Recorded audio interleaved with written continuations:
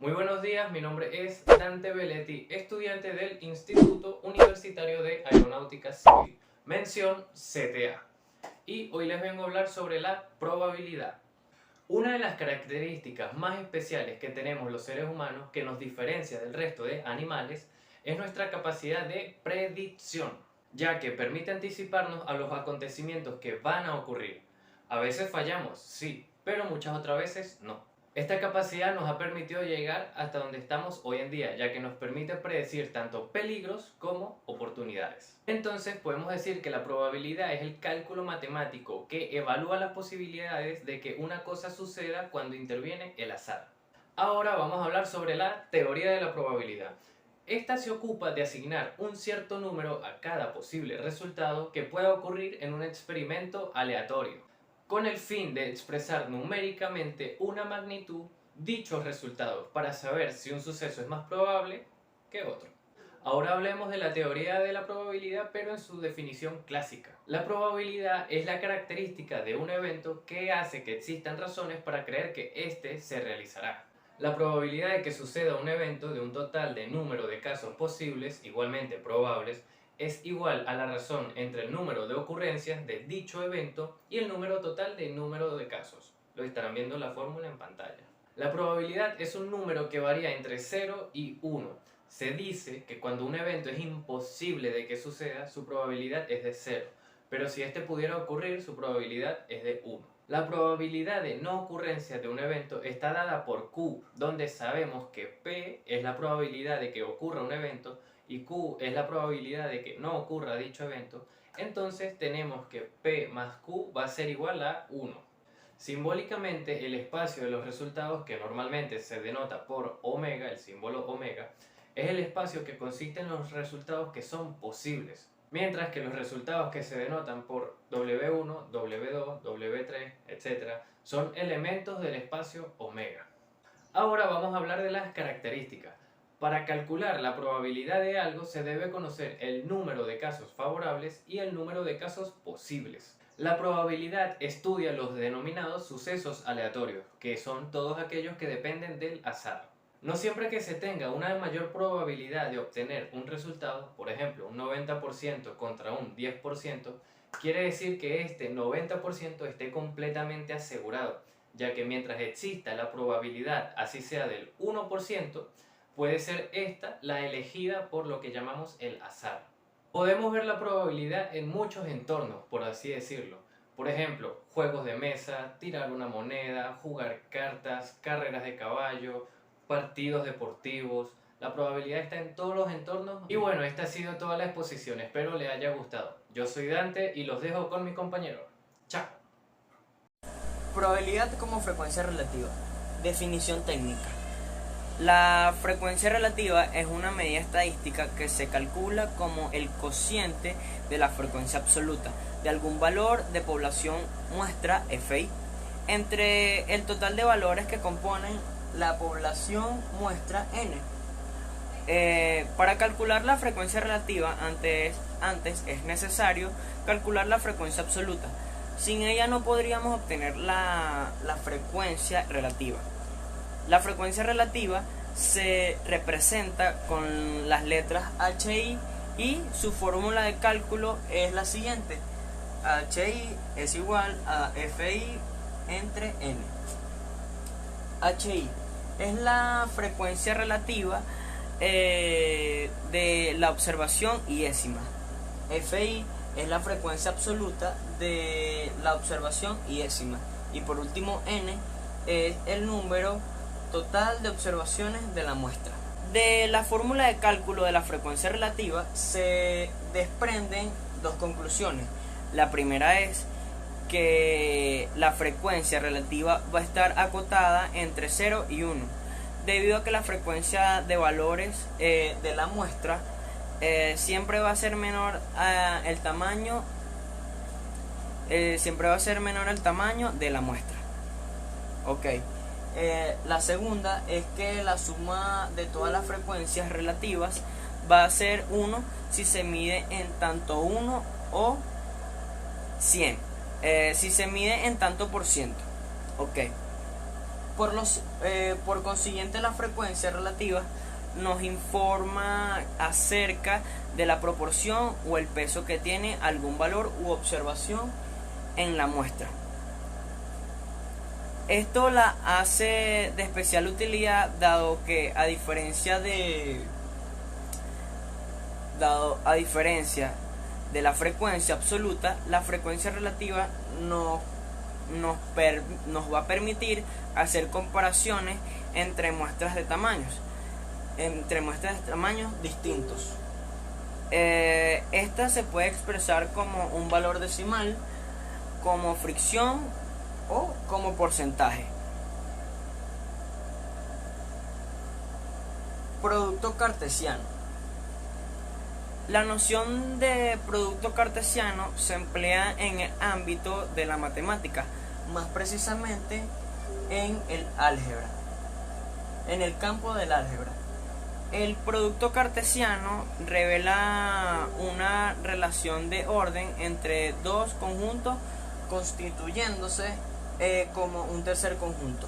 Es importante establecer, además de todo lo expuesto, cuando hablamos de productos cartesianos, tenemos que hacer referencias a dos casos o tipos de generalizaciones posibles. Así, por un lado se encuentra el llamado caso finito, que es aquel que parte de un número finito de conjuntos A1, A2, A3, AN.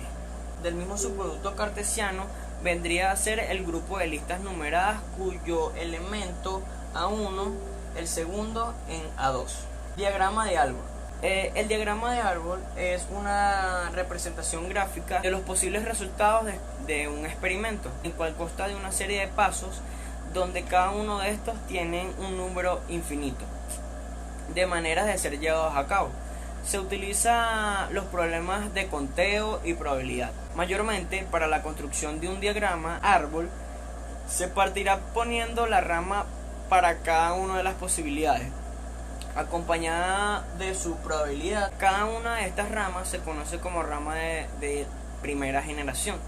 Cada una de estas ramas se constituye un nudo, del cual parten nuevas ramas conocidas como ramas de segunda generación, según las posibilidades del siguiente paso, salvo si un nudo representa un posible final del experimento. Hay que tener en cuenta que la construcción de un árbol no depende de tener el mismo número de ramas de segunda generación que salen en cada rama de primera generación, y que la suma de probabilidades de las ramas de cada nudo ha de dar 1.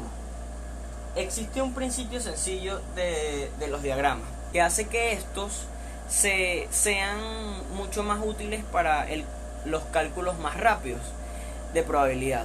Multiplicamos las probabilidades si se trata de ramas adyacentes o contiguas. El ejemplo de una alumna de primaria de primera facultad, mejor dicho, o bien la sumamos si se trata de ramas separadas que emergen de un mismo punto. El ejemplo de encontrar un alumno. Muchas gracias. Buenos días, mi nombre es Jesús Ontivero, mención CTA, y vengo a exponer lo que son los sucesos, eventos y axiomas de probabilidad. Experimento aleatorio. Son aquellos experimentos en los que no podemos predecir el resultado, de modo que si volvemos a realizar nuevamente el experimento con las mismas condiciones, no tendremos garantía alguna de obtener el mismo resultado. Tenemos aquí un ejemplo para entender mejor lo que es el experimento aleatorio. Se trata de unos dados, pues supongamos que al lanzar un dado obviamente no sabremos el resultado que nos arrojará. Si yo lanzo un dado y en este caso me arroja un 6 y nuevamente vuelvo a lanzar el dado para obtener nuevamente otro 6, pero en este caso vemos que nos da un 1, sabemos aquí que el resultado no fue el mismo, ya que utilizamos el mismo método. De eso se trata el experimento aleatorio, de un resultado incierto. Espacio muestral. Podemos decir que el espacio muestral es el conjunto de posibles resultados del experimento aleatorio. El símbolo del espacio muestral es este que podemos ver aquí, es el símbolo omega, y el ejemplo a utilizar para entender con más detalle lo que es el espacio muestral, utilizaré nuevamente el dado. Sabemos que un dado tiene 6 lados, por lo tanto, el número de posibles resultados sería 1, 2, 3, 4, 5 y 6, por lo que la operación quedaría como omega es igual a 1, 2, 3, 4, 5 y 6, que son los lados del dado. Evento o suceso. Podemos decir que el evento o suceso es uno o varios de los posibles resultados del experimento aleatorio. Tenemos aquí el ejemplo A, que plasma el caso de que yo tenga un dado y quiera que ese dado me arroje un número 6, pues tendría un solo elemento.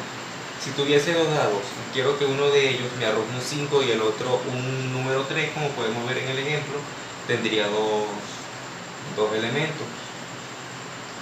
En el último ejemplo, podemos decir que quiero que el dado me arroje al lanzarlo los números divisores de 6. Los números divisores de 6, como podemos observar aquí, es el 1, el 2, el 3 y el 6. Tendríamos 4 elementos. Suceso mutuamente excluyente. El suceso mutuamente excluyente es aquel resultado que interfiere en el resultado de otro. Podemos dar como ejemplo, en estas dos monedas, tenemos que una moneda tiene dos caras. Tenemos aquí la cara y la cruz. En este caso, la cara, al arrojar la moneda, nos da el resultado de cara. El resultado de cruz quedaría completamente anulada porque no pueden haber dos resultados simultáneamente. A eso se refiere el suceso mutuamente excluyente. Suceso compuesto se refiere al subconjunto del espacio muestral. ¿Qué quiere decir esto?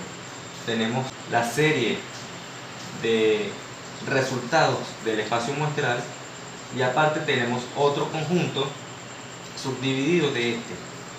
Podemos decir nuevamente con el ejemplo de los dados, quiero que el dado me arroje los divisores de 6 nuevamente, y por otro lado quiero que el dado me arroje los impares del dado. Podemos ver aquí los divisores de 6 y los impares del dado. Los divisores de 6 son 1, 2, 3 y 6, y los números impares del dado serían 1, 3 y 5. La P significa probabilidad. Eso es el suceso compuesto.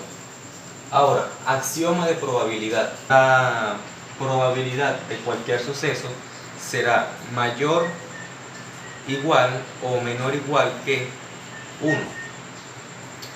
Tenemos que el primer axioma, el segundo axioma, nos dice que el espacio muestral será igual a 1, y el tercer axioma nos dice cuando dos sucesos son incompatibles. Tenemos aquí un breve ejemplo. Supongamos que tenemos que clavar unos clavos en la pared. Tenemos dos clavos, uno corto y uno largo. La probabilidad de que el clavo sea más corto es 0.02, mientras que la probabilidad de que el clavo sea más largo es 0.03. Por lo tanto, se realiza esta operación. La probabilidad del clavo corto más el clavo largo, lo que sería 0.02 más la probabilidad es 0.03, lo que es igual a 0.05, que multiplicado por 100 nos daría el resultado en porcentaje, que sería 5%. Esta fue mi explicación. Muy buenos días. Buenos días, mi nombre es José Bravo y yo voy a hablar acerca de la probabilidad de un punto muestral y la probabilidad de un suceso. Entonces, ¿qué es la probabilidad de un punto muestral? Los puntos muestrales no son más que los resultados simples de un experimento.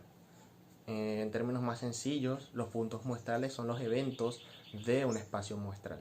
Un ejemplo de esto podría ser que si arrojamos un dado numerado del 1 al 6, todos los posibles resultados que el dado nos pueda dar se consideran puntos muestrales de este experimento.